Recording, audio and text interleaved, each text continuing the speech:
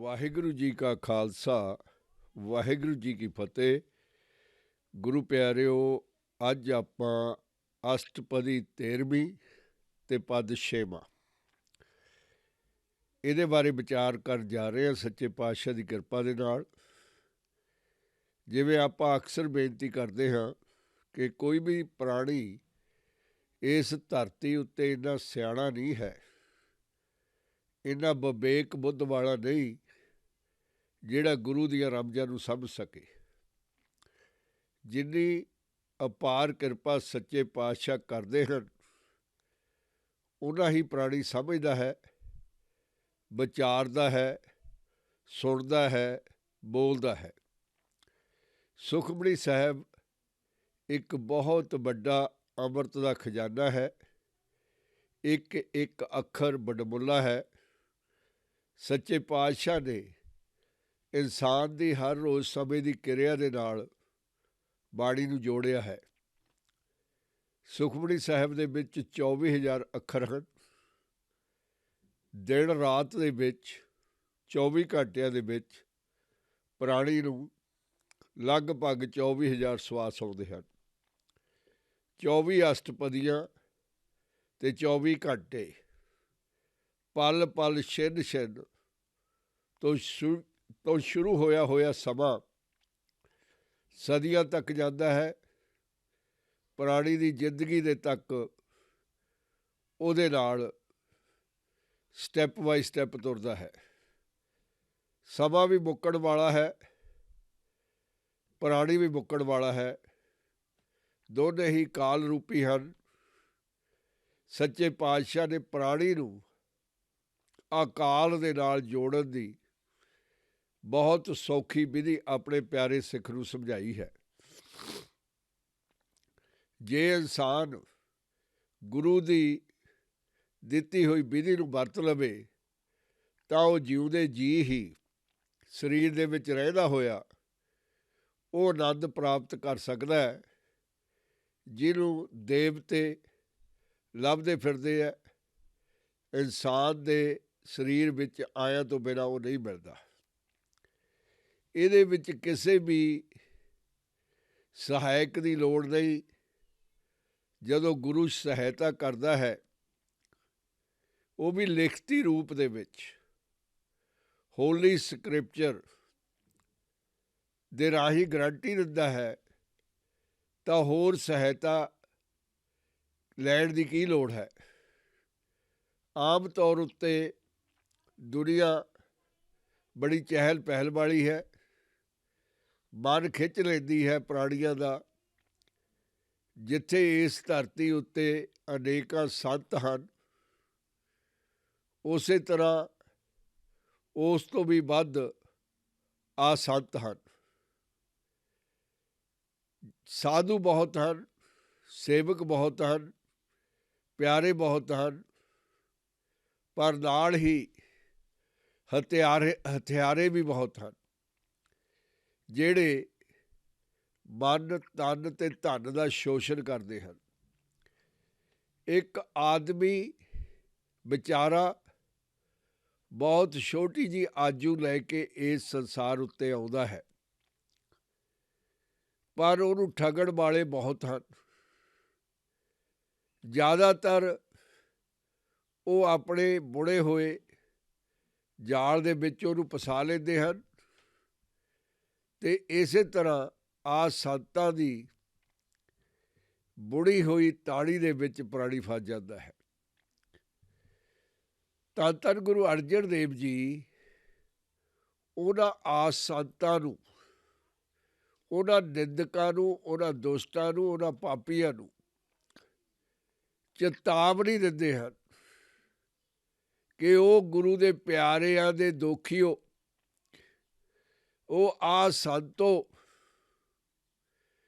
ਤੁਸੀਂ ਗੁਰੂ ਦੇ ਪਿਆਰਿਆਂ ਨੂੰ ਪਰੇਸ਼ਾਨ ਕਰਦੇ ਹੋ, ਤੰਗ ਕਰਦੇ ਹੋ। ਤੁਹਾਨੂੰ ਨਰਕ ਦੀਆਂ ਕੁੰਡਾਂ ਉਡੀਕਦੀਆਂ ਹਨ, ਤੁਹਾਨੂੰ ਅਸ਼ਾਂਤੀ ਉਡੀਕਦੀ ਹੈ, ਤੁਹਾਨੂੰ ਅਕੇਲਾਪਣ ਉਡੀਕ ਰਿਹਾ ਹੈ। ਤੁਸੀਂ ਨੰਗ ਹੋ, ਤੁਸੀਂ ਮਲੰਗ ਹੋ, ਤੁਸੀਂ ਅੱਤ ਦੇ ਗਰੀਬ ਹੋ, ਜਿਹੜੇ ਪ੍ਰਭੂ ਦੇ ਪਿਆਰਿਆਂ ਨੂੰ ਪਰੇਸ਼ਾਨ ਕਰਦੇ ਹੋ। ਸੱਚੇ ਪਾਤਸ਼ਾਹ ਮਿਹਰ ਕਰਦੇ ਹਨ, ਸੰਤ ਕਾ ਦੋਖੀ ਏਉ ਬਿਲ ਲਾਏ, ਜਿਉ ਜਲ ਬਿਹੂਨ ਮਛਲੀ ਤੜਫਾਏ। ਗੁਰੂ ਪਿਆਰਿਓ, ਪਾਣੀ ਤੇ ਮਛਲੀ ਦਾ ਨਹੁੰ ਤੇ ਮਾਸ ਦਾ ਰਿਸ਼ਤਾ ਹੈ। ਮਛਲੀ ਪਾਣੀ ਤੋਂ ਬਿਨਾਂ ਰਹਿ ਨਹੀਂ ਸਕਦੀ। ਬੇਸ਼ੱਕ ਪਾਣੀ ਤੋਂ ਬਿਨਾਂ ਇਸ ਧਰਤੀ ਉੱਤੇ ਕੋਈ ਵੀ ਜੀਵ ਨਹੀਂ ਰਹਿ ਸਕਦਾ। ਸਮੇਂ ਦਾ ਅੰਤਰ ਹੈ, ਕੋਈ 1 ਦਿਨ ਕੱਟ ਸਕਦਾ ਹੈ ਪਾਣੀ ਤੋਂ ਬਿਨਾਂ, 2 ਦਿਨ, 3 ਦਿਨ, ਜਾਂ 5 ਮਿੰਟ, 7 ਮਿੰਟ। ਮਛਲੀ ਕੁਝ ਮਿੰਟਾਂ ਜੁਦਾ ਹੁੰਦੀ ਸਾਰ ਹੀ ਤੜਫਣ ਲੱਗ ਜਾਂਦੀ ਹੈ।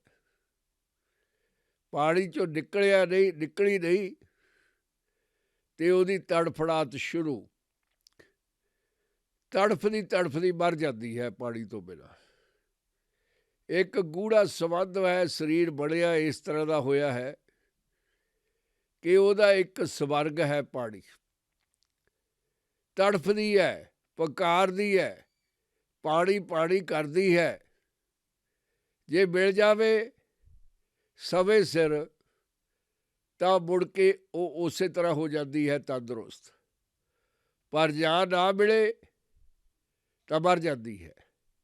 ਇੱਕ ਪਾਸੇ ਮਿਲਨ ਹੈ, ਦੂਸਰੇ ਪਾਸੇ ਵਿਛੋੜਾ ਹੈ। ਵਿਛੋੜੇ ਨਾਲ ਆਪਣੀ ਜਾਨ ਦੇ ਦਿੰਦੀ ਹੈ ਕਿ ਤੂੰ ਮੈਨੂੰ ਨਹੀਂ ਮਿਲਿਆ। ਪ੍ਰੇਮ ਤੇ ਪ੍ਰੇਮੀ ਦੀ ਕਹਾਣੀ ਹੈ। ਮਛਲੀ ਇੰਨਾ ਪ੍ਰੇਮ ਕਰਦੀ ਹੈ ਪਾਣੀ ਨੂੰ ਕਿ ਉਹਦੇ ਵਿਯੋਗ ਦੇ ਵਿੱਚ ਆਪਣੀ ਜਾਨ ਦੀ ਆਹੂਤੀ ਦੇ ਦਿੰਦੀ ਹੈ। ਸੱਚੇ ਪਾਤਸ਼ਾਹ ਧੰਨ ਧੰਨ ਗੁਰੂ ਅਰਜਨ ਦੇਵ ਜੀ ਬਿਲਕੁਲ ਠੀਕ ਤਰੀਕੇ ਨਾਲ ਸਾਨੂੰ ਸਮਝਾ ਰਹੇ ਹਨ ਕਿ ਜਿਹੜਾ ਸੰਤ ਦਾ ਦੋਖੀ ਹੈ, ਨਿੰਦਕ ਹੈ, ਉਹ ਤੜਫਦਾ ਹੈ, ਕਿਉਂਕਿ ਉਹਨੇ ਆਪਣਾ ਜਾਲ ਇਸ ਤਰ੍ਹਾਂ ਬੁਣਿਆ ਹੋਇਆ ਹੈ। ਹਰ ਰੋਜ਼ ਹੀ ਉਹ ਕਿਰਿਆ ਕਰਦਾ, ਜਲੀਲ ਕਰਦਾ ਪ੍ਰਭੂ ਦੇ ਪਿਆਰਿਆਂ ਨੂੰ, ਪਰੇਸ਼ਾਨ ਕਰਦਾ, ਲੋਕਾਂ ਦੇ ਵਿੱਚ ਝੂਠ ਫੈਲਾਉਂਦਾ, ਕਪਟ ਦਾ ਵਣਜ ਕਰਦਾ। ਮਛਲੀ ਤਾਂ ਥੋੜ੍ਹੇ ਮਿੰਟ ਤੜਫ ਕੇ ਮਰ ਜਾਂਦੀ ਹੈ, ਜਾਨ ਦੇ ਦਿੰਦੀ ਹੈ, ਪਰ ਨਿੰਦਕ ਇੰਨੀ ਸਜ਼ਾ ਭੋਗਦਾ ਹੈ ਕਿ ਉਹ ਉਸ ਤਰ੍ਹਾਂ ਉਨੇ ਹੀ ਦਰਦ ਨਾਲ ਤੜਫਦਾ ਰਹਿੰਦਾ ਹੈ, ਹਮੇਸ਼ਾ ਦੀ ਤਰ੍ਹਾਂ, ਜਿਵੇਂ ਮਛਲੀ ਤੜਫਦੀ ਹੈ। 5 ਮਿੰਟ ਮਛਲੀ ਤੜਫ ਗਈ, ਪਿਆਰੇ ਲਈ ਜਾਨ ਦੇ ਦਿੱਤੀ। ਇਸ ਨਿੰਦਕ ਨੂੰ ਮੌਤ ਵੀ ਨਹੀਂ ਆਉਂਦੀ, ਤੜਫੀ ਜਾਂਦਾ ਹੈ, ਬੇਚੈਨ ਹੈ, ਖੌਫ ਦੇ ਵਿੱਚ ਹੈ, ਡਰ ਹੈ। ਸੰਤ ਕਾ ਦੋਖੀ ਭੂਖਾ ਨਹੀਂ ਰਾਜੈ,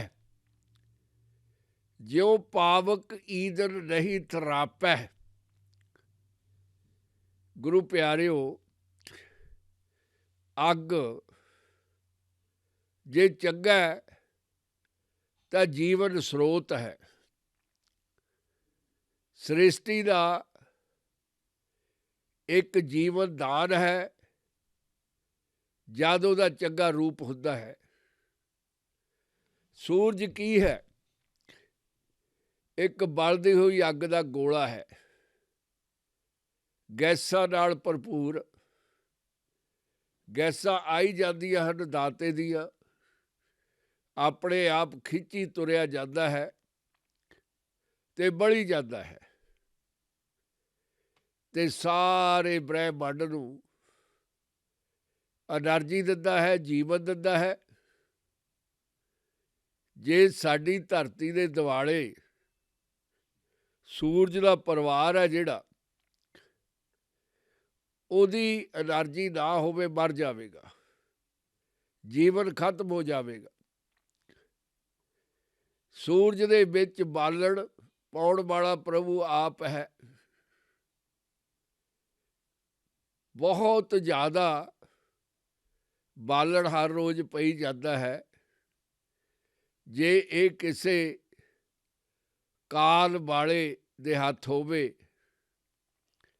ਤਾਂ ਕਦੋਂ ਦਾ ਬਾਲਣ ਮੁੱਕ ਜਾਂਦਾ, ਕਿਉਂਕਿ ਇਹਦਾ ਜੁੰਮਾ ਪ੍ਰਭੂ ਦਾ ਆਪ ਹੈ। ਸੋ ਮਿਲੀਅਨ ਜਿਲੀਅਨ ਬੇਗਿਣਤ ਸਮੇਂ ਦੇ ਲਈ ਉਹ ਜ਼ਾਮਰ ਹੈ। ਸੂਰਜ ਗਰੰਟੀ ਦਿੰਦਾ ਹੈ,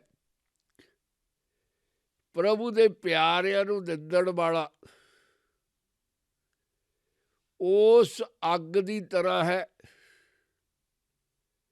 ਜਿਹੜੀ ਕਿਸੇ ਨੇ ਲਗਾਈ ਹੋਵੇ, ਸ਼ਰਾਫ ਰੂਪੀ ਅੱਗ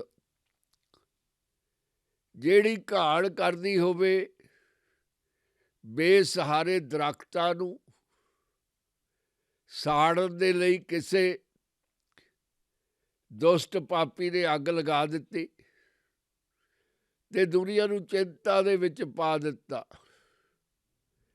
ਡਰਾਉਣੀ ਅੱਗ ਬਣ ਗਈ, ਲੋਕਾਂ ਨੂੰ ਘਰਾਂ ਦੇ ਵਿੱਚੋਂ ਬਾਹਰ ਕੱਢਿਆ ਗਿਆ, ਬੱਚਿਆਂ ਨੂੰ ਬਚਾਇਆ ਗਿਆ, ਬਿਰਧਾਂ ਨੂੰ ਬਚਾਇਆ ਗਿਆ। ਅੱਗ ਬੁਝਾਉਣ ਵਾਲਿਆਂ ਨੇ ਯਤਨ ਕੀਤੇ, ਝੁਲਸੇ ਗਏ, ਕੁਰਬਾਨੀਆਂ ਦਿੱਤੀਆਂ ਲੋਕਾਂ ਦੇ ਲਈ। ਬੜੀ ਡਰਾਉਣੀ ਅੱਗ। ਈਂਧਨ ਜਿਹੜਾ ਕੁਛ ਮੂਹਰੇ ਆਉਂਦਾ ਉਹਨੂੰ ਖਾ ਹੀ ਤੁਰੀ ਜਾਂਦੀ ਹੈ, ਰੱਜਦੀ ਨਹੀਂ। ਕਮਲੀ ਹੋ ਗਈ, ਬੌਰੀ ਹੋ ਗਈ। ਇੱਕ ਪਾਸੇ ਐਨਰਜੀ ਦੇਣ ਵਾਲੀ ਦਾਨੀ ਅੱਗ ਹੈ, ਦੂਜੇ ਪਾਸੇ ਡੈਣ ਹੈ ਸੱਪ ਰੂਪੀ, ਖਾਈ ਤੁਰੀ ਜਾਂਦੀ ਹੈ। ਇਸੇ ਤਰ੍ਹਾਂ ਭੁੱਖ ਹੈ ਉਸ ਦੁਸ਼ਟ ਨਿੰਦਕ ਦੀ, ਉਸ ਗੱਲਾਂ ਭੈੜੀਆਂ ਕੱਸਣ ਵਾਲੇ ਪਾਪੀ ਦੀ, ਹਤਿਆਰੇ ਦੀ। ਉਹਦੀ ਭੁੱਖ ਮਿਟਦੀ ਹੀ ਨਹੀਂ। ਇਸੇ ਤਰ੍ਹਾਂ ਡਰਾਉਣੀ ਅੱਗ ਦੀ ਤਰ੍ਹਾਂ ਜਿਹਨੇ ਘਰਾਂ ਦੇ ਘਰ ਬਰਬਾਦ ਕਰ ਦਿੱਤੇ, ਜਾਨਾਂ ਲੈ ਲਈਆਂ। ਬੇਸਹਾਰੇ ਛਾਂ ਦੇਣ ਵਾਲੇ ਦਰਖਤ ਲੱਖਾਂ ਦੀ ਗਿਣਤੀ ਦੇ ਵਿੱਚ ਸਾੜ ਸੁੱਟੇ। ਇਸੇ ਤਰ੍ਹਾਂ ਦੀ ਭੁੱਖ ਹੈ ਉਸ ਦੁਸ਼ਟ ਦੀ, ਪਾਪੀ ਦੀ, ਜਿਹੜਾ ਸਵੇਰ ਤੋਂ ਸ਼ਾਮ ਤੱਕ ਹੋਰ ਕੁਝ ਵੀ ਨਹੀਂ ਕਰਦਾ, ਸਾੜਦਾ ਹੀ ਤੁਰੀ ਜਾਂਦਾ ਹੈ ਲੋਕਾਂ ਦੇ ਮਨਾਂ ਨੂੰ, ਲੋਕਾਂ ਦੀ ਆਤਮਾ ਨੂੰ ਭੁੰਨਦਾ। ਖਾਸ ਕਰਕੇ ਜਿਹੜੇ ਪ੍ਰਭੂ ਦੇ ਪਿਆਰੇ ਆ, ਪ੍ਰਭੂ ਦਾ ਨਾਂ ਲੈਂਦੇ ਨੇ, ਨਾਂ ਸਿਮਰਦੇ ਨੇ, ਉਹਦੇ ਉੱਤੇ ਉਹਨਾਂ ਨੂੰ ਭਰੋਸਾ, ਯਕੀਨ ਹੈ। ਸੰਤ ਕਾ ਦੋਖੀ ਭੂਖਾ ਨਹੀਂ ਰਾਜੈ, ਜਿਉ ਪਾਵਕ ਈਂਧਨ ਨਹੀਂ ਥਰਾਪੈ। ਸੰਤ ਕਾ ਦੋਖੀ ਛੁੱਟੇ ਅਕੇਲਾ, ਜਿਉ ਬੁਆੜ ਤਿਲ ਖੇਤ ਮਾਹੇ ਦੁਹੇਲਾ। ਤਿਲ ਦੀ ਕੀਮਤ ਹੈ, ਜੇ ਧਾਨ ਹਨ, ਚੌਲ ਹਨ, ਉਹਦੇ ਦਾਣਿਆਂ ਦੀ ਕੀਮਤ ਹੈ। ਪਰ ਉਹਦਾ ਜਿਹੜਾ ਸਰੀਰ ਹੈ ਚੌਲ ਦੇ ਬੂਟੇ ਦਾ, ਉਹ ਕਿਸੇ ਕੰਮ ਨਹੀਂ ਆਉਂਦਾ। ਧਰਤੀ ਦੇ ਵਿੱਚ ਵੀ ਨਹੀਂ ਸਮਾਉਂਦਾ, ਹੁਜਤ ਕਰਦਾ ਕਈ ਸਾਲ ਨਹੀਂ ਸੜਦਾ। ਇਸੇ ਤਰ੍ਹਾਂ ਤਿਲ ਹੈ, ਕਿਸਾਨ ਨੇ ਹਿਲਾ ਕੇ ਤਿਲ ਨੂੰ, ਤਿਲ ਦੇ ਬੂਟੇ ਨੂੰ, ਤਿਲਾਂ ਨੂੰ ਇਕੱਠੇ ਕਰ ਲਿਆ, ਘਰੇ ਲੈ ਆਇਆ, ਘਰ ਵਾਲੀ ਸਵਾਣੀ ਨੇ ਸਟੋਰੇਜ ਦੇ ਵਿੱਚ ਰੱਖ ਦਿੱਤੇ ਕਿ ਸਾਰਾ ਸਾਲ ਕੰਮ ਆਉਣਗੇ। ਸਰਦੀ ਦੇ ਵਿੱਚ ਇਹਨਾਂ ਦੀਆਂ ਪਿੰਨੀਆਂ ਬਣਾਵਾਂਗੇ, ਖੁਸ਼ੀ ਦੇ ਵਿੱਚ ਇੱਕ ਸੰਦੇਸ਼ਾ ਦੇਣਗੇ। ਇਹ ਬੜੇ ਕੀਮਤੀ ਤਿਲ ਹਨ, ਉਹਨਾਂ ਦਾ ਸਤਿਕਾਰ ਹੁੰਦਾ ਹੈ ਘਰ ਦੇ ਵਿੱਚ। ਜੇ ਉਹਨਾਂ ਦੇ ਵਿੱਚ ਮਿੱਟੀ ਘੱਟਾ ਧੋਤੇ ਜਾਂਦੇ ਹਨ, ਨਹਾਰੇ ਜਾਂਦੇ ਹਨ, ਫਿਰ ਰਸੋਈ ਦੇ ਵਿੱਚ ਪਕਾਏ ਜਾਂਦੇ ਹਨ। ਇੱਜ਼ਤ ਹੁੰਦੀ ਹੈ ਉਹਨਾਂ ਤਿਲਾਂ ਦੀ। ਪਰ ਜਿਹੜੇ ਬੂਟੇ 'ਚੋਂ ਇਹ ਤਿਲ ਹੋਏ ਹਨ, ਉਹਨੂੰ ਕਰੋਪੀ ਦੀ ਮਾਰ ਪੈ ਗਈ। ਕਿਸਾਨ ਨੇ ਇਕੱਲਾ ਛੱਡ ਦਿੱਤਾ ਖੇਤ ਦੇ ਵਿੱਚ ਤੜਫਣ ਦੇ ਲਈ। ਕਲਮ ਕੱਲਾ, ਚਾਹੇ ਕੋਈ ਵੀ ਹੋਵੇ, ਉਹ ਸਭ ਤੋਂ ਬੜੀ ਸਜ਼ਾ ਭੋਗਦਾ ਹੈ। ਇਸ ਬੂਟੇ ਦਾ ਵੀ ਉਹੀ ਹਾਲ ਹੈ, ਕਿਉਂਕਿ ਇਹਦੇ ਚੰਗੇ ਤਿਲ ਆ ਜਿਹੜੇ ਕਿਸਾਨ ਲੈ ਗਿਆ। ਜਿਹੜੇ ਨਹੀਂ ਬਾਹਰ ਆਏ, ਥੋਥੇ ਤਿਲ ਵਿੱਚ ਰਹਿ ਗਏ, ਤੇ ਇਹਦੀ ਕੋਈ ਲੋੜ ਨਹੀਂ ਹੈ, ਆਵਸ਼ਕਤਾ ਨਹੀਂ ਹੈ। ਇਹਨੂੰ ਐਸੋਲੇਸ਼ਨ ਦੇ ਵਿੱਚ ਖੜਨਾ ਹੀ ਪਵੇਗਾ। ਮੀਂਹ ਆਉਣਗੇ, ਝੱਖੜ ਆਉਣਗੇ, ਕਿਸਾਨ ਫਿਰ ਖੇਤੀ ਕਰੇਗਾ, ਹਲ ਵਾਹਵੇਗਾ ਤੇ ਧਰਤੀ ਦੇ ਵਿੱਚ ਮਿਲ ਜਾਵੇਗਾ ਬੇਕਦਰੀ ਦੇ ਨਾਲ। ਸੱਚੇ ਪਾਤਸ਼ਾਹ ਸਮਝਾਉਂਦੇ ਹਨ ਸਾਨੂੰ ਕਿ ਜਿਹੜਾ ਸੰਤ ਦਾ ਦੋਖੀ ਹੈ, ਬੇਸ਼ੱਕ ਉਹ ਨਿੰਦਕਾਂ ਦੀ ਢਾੜੀ ਨੂੰ ਇਕੱਠੀ ਕਰ ਲੈਂਦਾ ਹੈ, ਉਹਦੇ ਵਰਗੇ ਹੀ ਹਨ, ਉਹ ਤੋਂ ਵੀ ਅੱਗੇ। ਉਹਨਾਂ ਦਾ ਸਮਾਂ ਹੀ ਨਹੀਂ ਲੰਘਦਾ ਜੇ ਇਕੱਠੇ ਹੋ ਕੇ ਲੋਕਾਂ ਦੀ ਚੁਗਲੀ ਨਿੰਦਿਆ ਨਾ ਕਰਨ। ਮੂੰਹ ਜੋੜ ਜੋੜ ਕੇ ਕੋਲ ਹੋ ਕੇ ਬੈਠਦੇ ਹਨ, ਫਿਰ ਅੱਜ ਦੀ ਤਾਜ਼ਾ ਖਬਰ ਪੁੱਛਦੇ ਹਨ। ਜਿਹੜੀ ਅਸਲੀ ਖਬਰ ਹੈ, ਫਿਰ ਉਹਦੇ ਉੱਤੇ ਆਪਣੇ ਕੋਲੋਂ ਗੱਲਾਂ ਮਰਜ਼ੀ ਦੀਆਂ ਲਗਾ ਦਿੰਦੇ ਹਨ। ਫਿਰ ਆਪਣੇ ਬਣਾਏ ਹੋਏ ਮੀਡੀਏ ਦੇ ਵਿੱਚ ਉਹਨਾਂ ਨੂੰ ਫੈਲਾ ਦਿੰਦੇ ਹਨ। ਗੰਦਗੀ ਢੋਣ ਵਾਲੇ ਗੰਦਗੀ ਢੋਣ ਲੱਗ ਜਾਂਦੇ ਹਨ। ਜਿਵੇਂ ਕੋਈ ਮਹਾਂਮਾਰੀ ਹੋਵੇ, ਭਿਆਨਕ ਬਿਮਾਰੀ ਹੋਵੇ, ਇੱਕ ਦੂਜੇ ਤੋਂ ਦੂਜੇ ਨੂੰ ਲੱਗਦੀ ਹੋਵੇ ਤੇ ਦੁਨੀਆ ਦੇ ਵਿੱਚ ਖੌਫ ਪੈ ਜਾਵੇ ਕਿ ਕੌਣ ਉਹਨੂੰ ਲਈ ਫਿਰਦਾ ਹੈ। ਡਰ ਪੈਦਾ ਹੋ ਜਾਵੇ, ਖੌਫ ਦੇ ਵਿੱਚ ਲੁਕਾਈ ਪਰੇਸ਼ਾਨ ਹੋਵੇ। ਇਸ ਤਰ੍ਹਾਂ ਉਹ ਨਿੰਦਕ ਉਸ ਬਣਾਈ ਹੋਈ ਚੁਗਲੀ ਨੂੰ ਘਰੇ ਘਰੇ ਪਹੁੰਚਾਉਂਦੇ ਹਨ, ਤਾਂ ਕਿ ਉਸ ਗਰੀਬ ਦਾ, ਉਸ ਗੁਰੂ ਦੇ ਪਿਆਰੇ ਦਾ ਹਿਰਦਾ ਦੁਖੀ ਹੋਵੇ।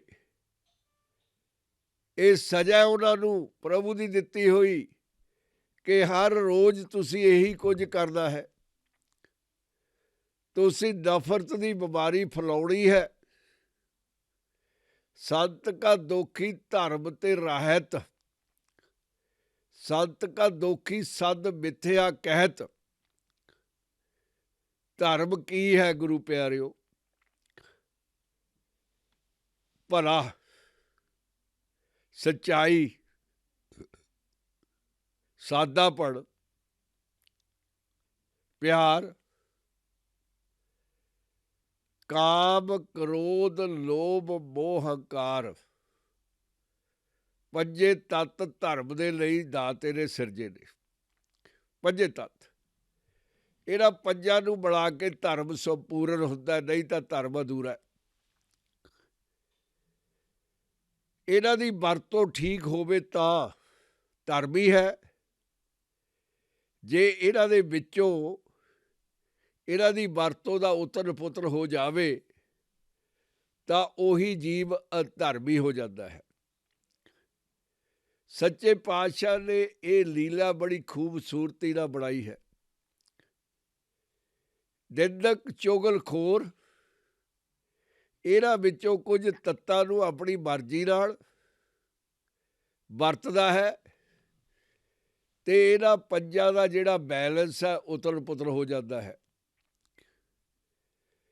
ਬਦਕਿਸਮਤੀ ਦੀ ਗੱਲ ਇਹ ਹੈ ਕਿ ਜਦੋਂ ਉਹ ਇਸ ਬੈਲੈਂਸ ਨੂੰ ਅਪਸੈਟ ਕਰ ਦਿੰਦਾ ਹੈ ਉਲਟਾ ਪੁਲਟਾ ਕਰ ਦਿੰਦਾ ਹੈ ਤੇ ਕਰਦਾ ਵੀ ਗੁਰੂ ਦੇ ਪਿਆਰਿਆਂ ਨੂੰ ਥੱਲੇ ਲਾਉਣ ਦੇ ਲਈ, ਜਲੀਲ ਕਰਨ ਦੇ ਲਈ। ਤਾਂ ਜਿਹੜੇ ਰਹਿਬਰ ਹੈ, ਜਾਣੀ ਜਾਣ ਹਨ, ਗੁਰੂ ਸਾਹਿਬਾਨ, ਪ੍ਰਭੂ ਦਾ ਰੂਪ, ਪ੍ਰਭੂ ਆਪ, ਉਹਨਾਂ ਨੂੰ ਭਗਤਾਂ ਦੀ ਪੁਕਾਰ ਹੈ ਜਿਹੜੀ ਸੱਚੇ ਪਾਤਸ਼ਾਹ ਨੂੰ ਟੁੰਬਦੀ ਹੈ। ਧੰਨ ਧੰਨ ਗੁਰੂ ਅਰਜਨ ਦੇਵ ਜੀ ਉਹੀ ਦੁਸ਼ਟ ਪਾਪੀ ਨੂੰ ਸਮਝਾ ਰਹੇ ਹਨ ਕਿ ਤੂੰ ਇਕੱਲਾ, ਤੂੰ ਧਰਮ ਨਹੀਂ ਤੇਰੇ ਕੋਲ, ਤੂੰ ਆਪ ਦਾ ਧਰਮ ਹੀ ਬਣਾ ਲਿਆ ਤੇ ਤੂੰ ਸਾਰਾ ਦਿਨ ਆਪਣੀਆਂ ਹੀ ਮਾਰੀ ਜਾਂਦਾ ਹੈ। ਤੇਰੇ ਕੋਲ ਆਪ ਦੀਆਂ ਬਣਾਈਆਂ ਹੋਈਆਂ ਗੱਲਾਂ ਤੋਂ ਬਿਨਾਂ ਕੁਝ ਵੀ ਨਹੀਂ। ਤੁਸੀਂ ਆਪ ਦੇਖਿਆ ਹੋਵੇਗਾ, ਜਦੋਂ ਪ੍ਰਾਣੀ ਦੇ ਦਿਮਾਗ ਦੇ ਉੱਤੇ ਪਰੇਸ਼ਾਨੀ ਆ ਜਾਵੇ ਕਿਸੇ ਵੀ ਕਾਰਨ ਕਰਕੇ, ਦੁਨੀਆ ਦੇ ਵਿੱਚ ਵਪਾਰ ਦੇ ਵਿੱਚ ਘਾਟਾ ਪੈ ਜਾਵੇ ਜਾਂ ਪੜ੍ਹਾਈ ਦੇ ਵਿੱਚ ਪਿੱਛੇ ਰਹਿ ਜਾਵੇ, ਕਾਰਨ ਕੋਈ ਵੀ ਹੋ ਸਕਦਾ ਹੈ, ਤੇ ਉਹਦਾ ਮਨ ਡੋਲ ਜਾਂਦਾ ਹੈ, ਮਸਤਾਨਾ ਮਨ ਹੋ ਜਾਂਦਾ ਹੈ ਤੇ ਉਹ ਤੁਰਦਾ ਵੀ ਬੇਮਤਲਬ ਨਾਲ ਹੈ, ਕਿਤੇ ਜਾਣਾ ਨਹੀਂ ਹੁੰਦਾ, ਉਹਦਾ ਕੋਈ ਮੰਜ਼ਿਲ ਨਹੀਂ ਹੁੰਦਾ, ਤੇ ਉਹ ਬੋਲਦਾ ਵੀ ਆਪਣੀ ਮਰਜ਼ੀ ਨਾਲ ਹੈ, ਜਿਹਦਾ ਕੋਈ ਭਾਵ ਨਹੀਂ ਨਿਕਲਦਾ। ਸਾਲਾਂ ਪਹਿਲਾਂ ਹੋਈਆਂ ਘਟਨਾਵਾਂ ਉੱਚੀ ਉੱਚੀ ਬੋਲ ਕੇ ਦੱਸੀ ਜਾਂਦਾ ਹੈ। ਬੌਰਾ ਹੋ ਗਿਆ, ਪਾਗਲ ਹੋ ਗਿਆ, ਨਿੰਦਕ ਹੈ ਜਿਹੜਾ, ਪਾਗਲ ਹੋ ਗਿਆ। ਫਰਕ ਸਿਰਫ ਇੰਨਾ ਹੈ ਕਿ ਉਹ ਜਿਹੜਾ ਮਸਤਾਨਾ ਘਾਟੇ ਵਜੋਂ ਬੌਰਾ ਹੋਇਆ, ਉਹ ਕਿਸੇ ਦਾ ਨੁਕਸਾਨ ਨਹੀਂ ਕਰਦਾ, ਆਪਣੇ ਆਪ ਬੋਲੀ ਜਾਂਦਾ ਹੈ, ਕਿਸੇ ਦਾ ਕੀ ਨੁਕਸਾਨ। ਇੱਧਰ ਜਿਹੜਾ ਪ੍ਰਭੂ ਦੇ ਪਿਆਰਿਆਂ ਨੂੰ ਜਾਣ ਬੁੱਝ ਕੇ ਜਲੀਲ ਕਰਦਾ, ਨਿੰਦਿਆ ਕਰਦਾ, ਉਹਨਾਂ ਦੀ ਚੁਗਲੀ ਕਰਦਾ, ਝੂਠੀਆਂ ਗੱਲਾਂ ਬਣਾਉਂਦਾ, ਉਹਨੂੰ ਸਜ਼ਾ ਮਿਲਦੀ ਹੈ। ਉਹਨੂੰ ਸਜ਼ਾ ਇੰਨੀ ਮਿਲਦੀ ਹੈ ਕਿ ਜਿਵੇਂ ਟੋਕੇ ਵਾਲੀ ਮਸ਼ੀਨ ਟੋਕਾ ਕਰੀ ਜਾਂਦੀ ਹੈ, ਵੱਢੀ ਜਾਂਦੀ ਹੈ, ਵੱਢੀ ਜਾਂਦੀ ਹੈ। ਇਹ ਜਿਹੜਾ ਸੰਤ ਦਾ ਦੋਖੀ ਹੈ, ਇਹ ਆਪਦੀਆਂ ਮਿੱਥੀਆਂ ਹੋਈਆਂ ਗੱਲਾਂ, ਜਿਨ੍ਹਾਂ ਦੇ ਵਿੱਚ ਸੱਚਾਈ ਭੋਰਾ ਜਿੰਨੀ ਵੀ ਨਹੀਂ, ਉਹ ਵੱਢਦਾ ਤੁਰੀ ਜਾਂਦਾ ਹੈ। ਜਦੋਂ ਇਹਨੂੰ ਇਹ ਪਤਾ ਲੱਗਦਾ ਹੈ ਕਿ ਪ੍ਰਭੂ ਦਾ ਪਿਆਰਾ ਕੁਝ ਕਰ ਰਿਹਾ ਹੈ, ਕੋਲ 'ਚ ਹੀ ਲੰਘ ਰਿਹਾ ਹੈ, ਜਾਂ ਉਹਦੀ ਕੋਈ ਗੱਲ ਕਰਦਾ ਹੈ, ਤਾਂ ਇਹ ਭੁੜਕ ਉੱਠਦਾ, ਫਿਰ ਸਾਰਾ ਆਪਣਾ ਧਿਆਨ ਉਹਦੇ ਵਿੱਚ ਲਗਾ ਦਿੰਦਾ ਹੈ। ਬੇਸ਼ੱਕ ਉਸ ਪਿਆਰੇ ਨੂੰ ਕਦੇ ਮਿਲਿਆ ਵੀ ਨਾ ਹੋਵੇ, ਉਹਦੇ ਨਾਲ ਫੇਸ ਟੂ ਫੇਸ ਇਹਦਾ ਵਿਚਾਰ ਵੀ ਨਾ ਹੋਇਆ ਹੋਵੇ, ਕਿਉਂਕਿ ਇਹਦੀ ਇੱਕ ਆਦਤ ਬਣ ਚੁੱਕੀ ਹੈ। ਉਸੇ ਤਰ੍ਹਾਂ ਹੀ ਜਿਵੇਂ ਬਿੱਛੂ ਇੱਕ ਇਨਸੈਕਟ ਹੈ, ਉਹਦਾ ਸੁਭਾਅ ਡੰਗ ਮਾਰਦਾ ਹੈ, ਉਹ ਆਪਣੇ ਬੈਰੀਆਂ ਦੇ ਡੰਗ ਨਹੀਂ ਮਾਰਦਾ, ਉਹਦੀ ਆਦਤ ਬਣ ਚੁੱਕੀ ਹੈ। ਜੇ ਕੋਈ ਉਹਨੂੰ ਅੱਗ ਤੋਂ ਬਚਾਉਂਦਾ ਹੈ, ਹੱਥ ਨਾਲ ਪਰੇ ਕਰਦਾ ਹੈ ਡੰਗ, ਜੇ ਕੋਈ ਉਹਨੂੰ ਪਾਣੀ ਤੋਂ ਬਚਾਉਂਦਾ ਹੈ ਡੰਗ, ਮਿੱਤਰ ਦੁਸ਼ਮਣ ਉਹਦੀ ਡਿਕਸ਼ਨਰੀ ਦੇ ਵਿੱਚ ਰਹੇ ਹੀ ਨਹੀਂ, ਡੰਗ ਹੀ ਮਾਰੀ ਜਾਂਦਾ ਹੈ। ਇਸੇ ਤਰ੍ਹਾਂ ਜਿਹੜਾ ਪ੍ਰਭੂ ਦੇ ਭਗਤਾਂ ਦਾ ਨਿੰਦਕ ਹੈ, ਉਹਦਾ ਸਵੇਰ ਤੋਂ ਸ਼ਾਮ ਤੱਕ ਕੰਮ ਇਹੀ ਹੈ ਕਿ ਆਪਣੀਆਂ ਬਣਾਈਆਂ ਛੱਡੀ ਜਾਂਦਾ, ਜਿਹੜਾ ਮੂੰਹ ਦੇ ਵਿੱਚ ਆਉਂਦਾ ਬਕੀ ਜਾਂਦਾ, ਆਪਣੀਆਂ ਕਹਾਣੀਆਂ ਲੋਕਾਂ ਨੂੰ ਸੁਣਾਉਂਦਾ, ਮਿੱਠੀਆਂ ਬਣਾ ਬਣਾ ਕੇ, ਗੁਰੂ ਦੇ ਪਿਆਰਿਆਂ ਨੂੰ ਦੁਖੀ ਕਰਨ ਵਾਲੀਆਂ। ਸੱਚੇ ਪਾਤਸ਼ਾਹ ਮਿਹਰ ਕਰਦੇ ਹਨ, ਕਿਰਤ ਨਿੰਦਕ ਕਾ ਧੁਰ ਹੀ ਪਾਇਆ, ਨਾਨਕ ਜੋ ਤਿਸ ਭਾਵੈ ਸੋਈ ਥੀਆ। ਜਿਹੜਾ ਕੁਛ ਅਸੀਂ ਇਸ ਜੀਵਨ ਦੇ ਵਿੱਚ ਕਰਦੇ ਹਾਂ ਉਹ ਪ੍ਰੀ ਪਲੈਨਡ ਹੈ। ਗੁਰਬਾਣੀ ਦੇ ਮੁਤਾਬਕ ਜਿਸ ਦਿਨ ਅਸੀਂ ਛੋਟੇ ਜ਼ਰੇ ਦੇ ਸਰੀਰ ਦੇ ਵਿੱਚ ਆ ਗਏ, ਰੂਪ ਦੇ ਵਿੱਚ ਆ ਗਏ, ਉਸ ਦਿਨ ਤੋਂ ਹੀ ਇਹ ਜਿਹੜੀ ਕਰਮਾਂ ਦੀ ਕਹਾਣੀ ਹੈ ਪ੍ਰਭੂ ਨੇ ਲਿਖ ਦਿੱਤੀ। Pre planned. ਦਾਤਾ ਮੇਰਾ ਕਿੰਨਾ ਵੱਡਾ ਪਲੈਨਰ ਹੈ, ਸਾਰਾ ਕੁਝ ਲਿਖ ਦਿੱਤਾ। ਕਿਸੇ ਦੇ ਜੀਵਨ ਦੇ ਵਿੱਚ ਭਗਤੀ ਲਿਖ ਦਿੱਤੀ, ਜਪਣਾ ਲਿਖ ਦਿੱਤਾ, ਭਲਾ ਲਿਖ ਦਿੱਤਾ, ਪ੍ਰਾਪਤੀ ਲਿਖ ਦਿੱਤੀ, ਮਹਿਮਾ ਲਿਖ ਦਿੱਤੀ, ਦਾਨ ਲਿਖ ਦਿੱਤਾ, ਪਿਆਰ ਲਿਖ ਦਿੱਤਾ, ਪ੍ਰੇਮ ਦਾ ਪੁਜਾਰੀ ਬਾਂਡਾ ਲਿਖ ਦਿੱਤਾ। ਪਰ ਨਾਲ ਜਦੋਂ ਦੇਖੀ ਪੂਰਬਲੇ ਜਨਮਾਂ ਦੀ ਕਹਾਣੀ ਤਾਂ ਨਿੰਦਕ ਦਾ ਵੀ ਸਾਰਾ ਕੁਝ ਪਹਿਲਾਂ ਹੀ ਲਿਖ ਦਿੱਤਾ ਕਿ ਤੇਰਾ ਜਨਮ ਇਸ ਤਰ੍ਹਾਂ ਹੋਵੇਗਾ, ਪਰਿਵਾਰ ਦੇ ਵਿੱਚ ਤੈਨੂੰ ਸਜ਼ਾ ਮਿਲੇਗੀ, ਤੂੰ ਕਿਸੇ ਦਾ ਭਲਾ ਨਹੀਂ ਕਰੇਗਾ, ਤੇਰਾ ਕੰਮ ਹੀ ਨਿੰਦਿਆ ਕਰਦਾ ਹੋਵੇਗਾ। ਸਾਰਾ ਕੁਝ ਪ੍ਰੀ ਪਲੈਨਡ ਦਾਤੇ ਨੇ ਲਿਖ ਦਿੱਤਾ। ਅਤੇ ਨਿੰਦਕ ਉਹ ਬੈਗ 'ਚ ਲੈ ਕੇ, ਉਹ ਗਠੜੀ ਲੈ ਕੇ ਦੁਨੀਆ ਦੇ ਵਿੱਚ ਪ੍ਰਵੇਸ਼ ਹੋ ਗਿਆ ਅਤੇ ਆਪਣੇ ਊਲ ਜਲੂਲ ਬੋਲਣ ਦੇ ਲਈ। ਕਿਉਂ? ਕਿਉਂਕਿ ਪ੍ਰਭੂ ਨੂੰ ਇਹੀ ਭਾਉਂਦਾ ਸੀ। ਪ੍ਰਭੂ ਦੀ ਤੱਕੜੀ ਦੇ ਉੱਤੇ ਸਿਰਫ ਅਤੇ ਸਿਰਫ ਇਨਸਾਫ ਹੁੰਦਾ। ਦੁਨੀਆ ਦੀ ਤੱਕੜੀ ਵਿਕ ਜਾਂਦੀ ਹੈ, ਦੁਨੀਆ ਦੀ ਤਰਾਜੂ ਪੈਸੇ ਦੇ ਲਈ ਵਿਕ ਜਾਂਦੀ ਹੈ, ਸ਼ੋਹਰਤ ਦੇ ਲਈ ਵਿਕ ਜਾਂਦੀ ਹੈ, ਮਾਣ ਦੇ ਲਈ ਵਿਕ ਜਾਂਦੀ ਹੈ, ਸਤਿਕਾਰ ਦੇ ਲਈ ਵਿਕ ਜਾਂਦੀ ਹੈ। ਦੁਨੀਆ ਦੀ ਤਰਾਜੂ ਵਿਕਾਊ ਹੈ, ਪਰ ਪ੍ਰਭੂ ਦੀ ਤੱਕੜੀ, ਪ੍ਰਭੂ ਦੀ ਤਰਾਜੂ ਵਿਕਾਊ ਨਹੀਂ। ਉਹਨੇ ਇਨਸਾਫ ਕੀਤਾ। ਭਗਤ ਦਾ ਵੱਖਰਾ, ਨਿੰਦਕ ਦਾ ਵੱਖਰਾ। ਤੁਰੋ, ਸੱਚੇ ਪਾਤਸ਼ਾਹ ਕਹਿੰਦੇ, ਸਾਨੂੰ ਸਮਝਾਉਂਦੇ ਹਨ ਕਿ ਉਹਦਾ ਜਿਹੜਾ ਕਿਰਤਵ ਹੈ ਉਹ ਤੁਰੋ ਪ੍ਰਭੂ ਨੇ ਹੀ ਲਿਖਿਆ ਹੋਇਆ ਇਸ ਤਰ੍ਹਾਂ ਹੀ ਹੈ। ਕਿਉਂਕਿ ਊਲ ਜਲੂਲ ਬੋਲਣ ਵਾਲਾ ਪ੍ਰਭੂ ਦੇ ਦਰਬਾਰ 'ਚ ਬਖਸ਼ਿਆ ਨਹੀਂ ਜਾਂਦਾ, ਕਿਉਂਕਿ ਦਾਤੇ ਨੂੰ ਇਸੇ ਤਰ੍ਹਾਂ ਮਨਜ਼ੂਰ ਹੈ, ਪ੍ਰਭੂ ਨੂੰ ਇਸੇ ਤਰ੍ਹਾਂ ਭਾਉਂਦਾ ਸੀ ਕਿ ਜਾ ਦੁਨੀਆ ਦੇ ਵਿੱਚ ਗੰਦਗੀ ਫੈਲਾ ਦੇ, ਤੈਨੂੰ ਇਹੀ ਵੱਡੀ ਸਜ਼ਾ ਮਿਲੇਗੀ। ਇਹ ਉਹਦਾ ਭਾਣਾ ਸੀ ਸੱਚੇ ਪਾਤਸ਼ਾਹ ਦਾ। ਗੁਰੂ ਪਿਆਰਿਓ, ਸੱਚੇ ਪਾਤਸ਼ਾਹ ਨੇ ਮਿਹਰ ਕੀਤੀ ਹੈ 13ਵੀਂ ਅਸ਼ਟਪਦੀ ਅਤੇ ਪਦ 6ਵੇਂ ਦੇ ਵਿੱਚ। ਆਪਾਂ ਇਹਨੂੰ ਅੰਗਰੇਜ਼ੀ ਦੇ ਵਿੱਚ ਵਿਚਾਰ ਲਈਏ। ਸੰਤ ਕਾ ਦੋਖੀ ਇਹੋ ਬਿਲ ਲਾਏ, ਜਿਉ ਜਲ ਬਿਹੂਨ ਮਛਲੀ ਤੜਫਾਏ। Slanderer of saint, critic of saint, is always in pain, agony, suffering, bewails in such a way as a fish wriggles in agony without water. Suffering in pain। संत का दोखी भूखा नहीं राजै, ज्यों पावक ईंधन नहीं थरापै। Slanderer of saint is ever hungry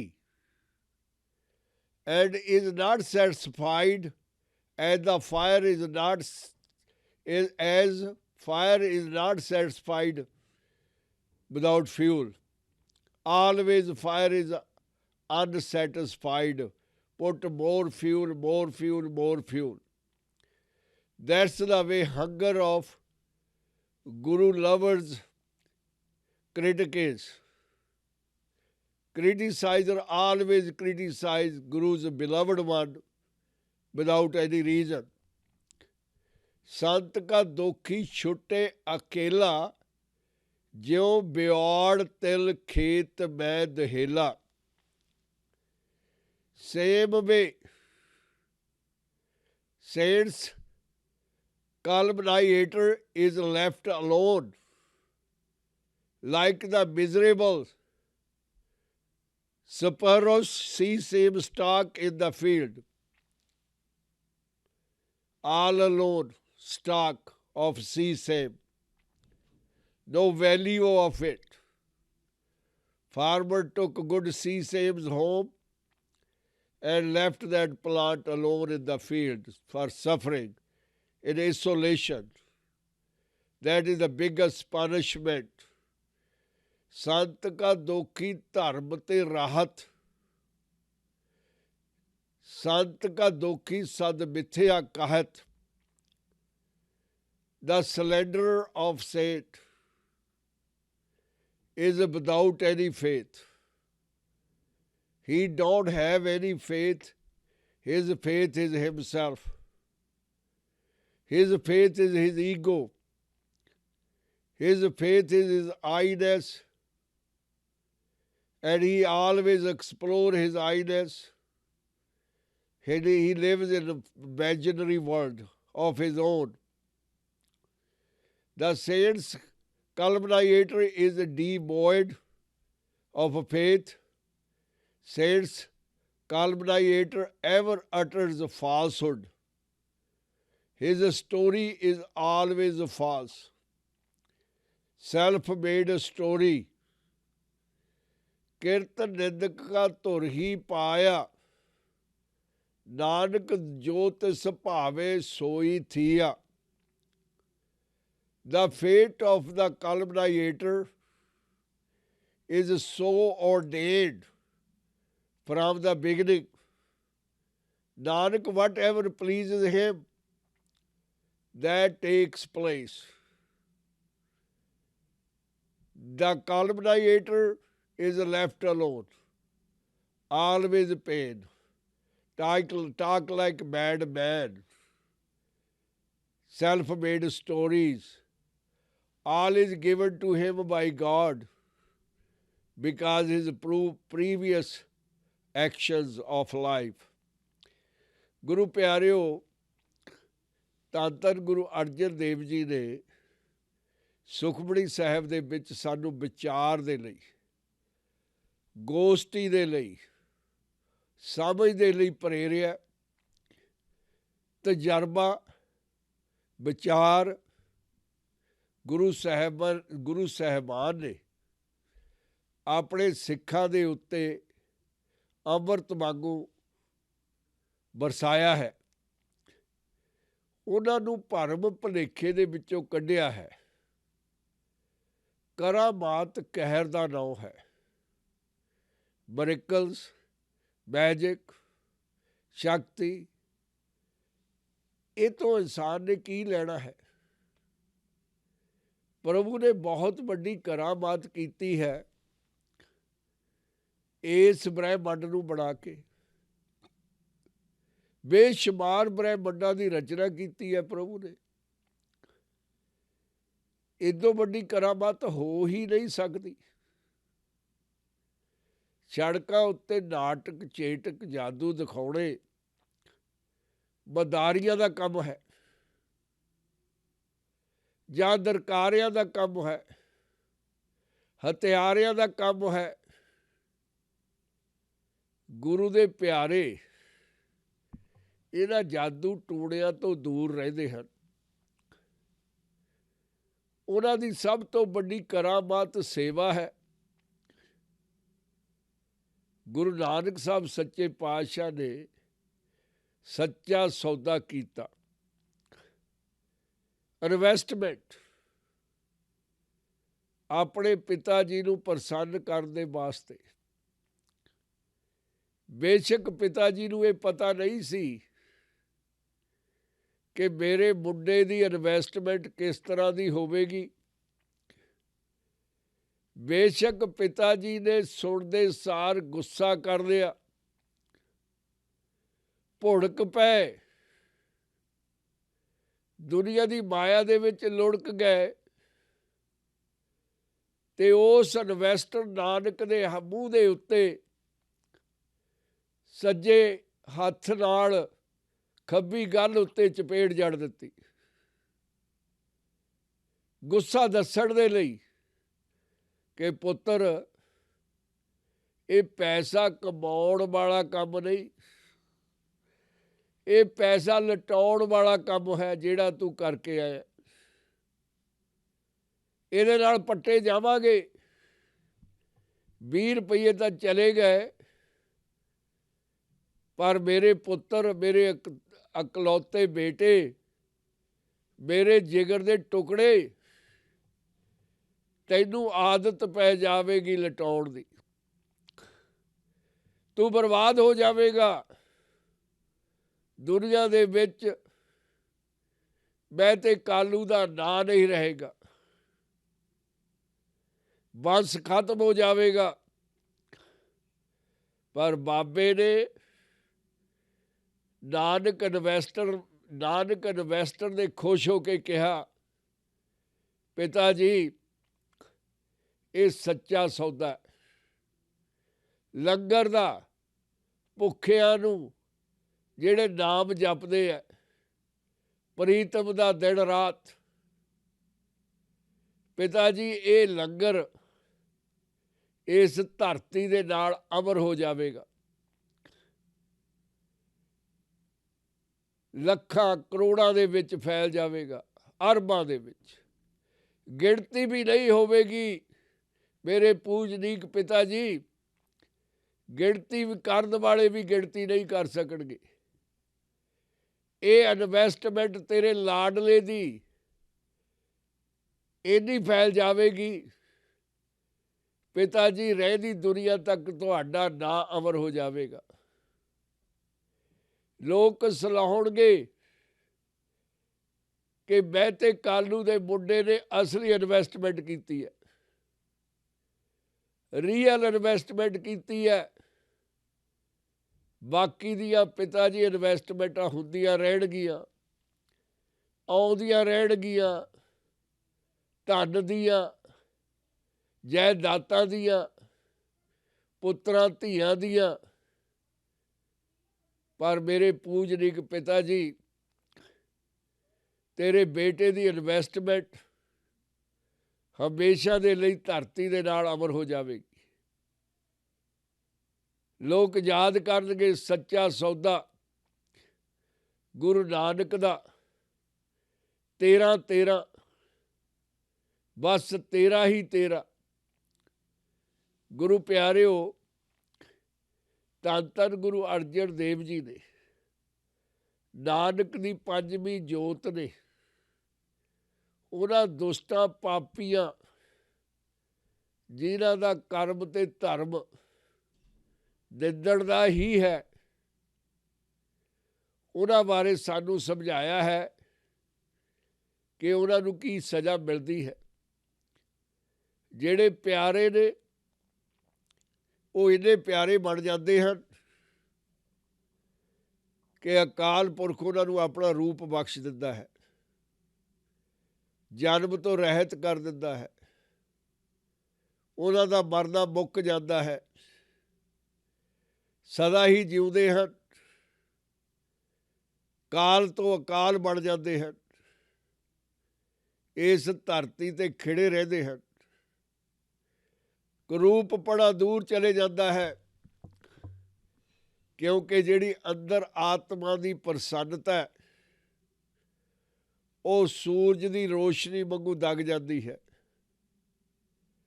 ਲੋੜ ਨਹੀਂ ਪੈਂਦੀ ਦੁਆਰਾ ਭੋਜਨ ਖਾਣ ਦੀ, ਪ੍ਰਭੂ ਇਲਾਹੀ ਭੋਜਨ ਬਖਸ਼ ਦਿੰਦਾ ਹੈ, ਪ੍ਰੀਤ ਦਾ ਭੋਜਨ। ਜਿਵੇਂ ਮਛਲੀ ਨੂੰ ਪਾਣੀ ਤੋਂ ਮਿਲਦਾ ਹੈ, ਚੰਦ ਨੂੰ ਚਕੋਰ ਤੋਂ ਮਿਲਦਾ ਹੈ, ਪਪੀਹੇ ਨੂੰ ਪਾਣੀ ਤੋਂ ਮਿਲਦਾ ਹੈ, ਇੱਕ ਹੋਰ ਦੁਨੀਆ ਦਾ ਆਨੰਦ, ਉਸ ਦੁਨੀਆ ਦਾ ਜਿੱਥੇ ਪ੍ਰਭੂ ਬੈਠ ਕੇ ਦੁਨੀਆ ਨੂੰ ਚਲਾਉਂਦੇ ਹਨ, ਉਹ ਦਰ ਦਾ, ਉਸ ਘਰ ਦਾ ਜਿੱਥੇ ਪ੍ਰਭੂ ਸਾਰਿਆਂ ਨੂੰ ਬੈਠ ਕੇ ਦੇਖ ਦੇਖ ਕੇ ਪ੍ਰਸੰਨ ਹੁੰਦੇ ਹਨ। ਉਹ ਖੁਸ਼ੀ ਮਹਾਂ ਆਨੰਦ ਦੀ ਪ੍ਰਾਪਤੀ ਉਹਨਾਂ ਪਿਆਰਿਆਂ ਨੂੰ ਬਖਸ਼ੀ ਜਾਂਦੀ ਹੈ। ਗੁਰੂ ਪਿਆਰਿਓ, ਸੱਚੇ ਪਾਤਸ਼ਾਹ ਨੇ ਮਿਹਰ ਕੀਤੀ ਹੈ। ਅੱਜ ਇੰਨਾ ਹੀ। ਵਾਹਿਗੁਰੂ ਜੀ ਕਾ ਖਾਲਸਾ, ਵਾਹਿਗੁਰੂ ਜੀ ਕੀ ਫਤਿਹ।